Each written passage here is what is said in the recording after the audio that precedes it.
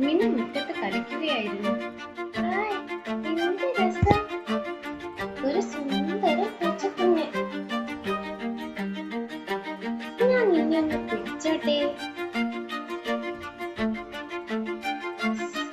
പൂച്ച ചാടി. മിന്നു പേടിച്ചു പോയി. ഈ പൂച്ചയ്ക്ക് ദേഷ്യമാണോ? മോളെ, ഞാൻ പറയുന്ന പോലെ ചെയ്യൂ. ശ്രദ്ധിച്ച് മെല്ലെ മാത്രം പൂച്ചയുടെ അടുത്ത് ചെയ്യും. തലവെക്കൽ മാത്രം മുതുകിലും തലയിലും പൊതുവായി തലോടും. പൂച്ച ഉറങ്ങുമ്പോൾ ഒരിക്കലും ശല്യപ്പെടുത്തല്ലേ. പൂച്ച തിരിഞ്ഞു പോകുന്നത് അതിന് ദേഷ്യം വരുമ്പോഴാണ്. ക്ഷമയോടെ കാത്തിരിക്കും, അവൻ തിരിച്ചു വരുന്നത് വരെ.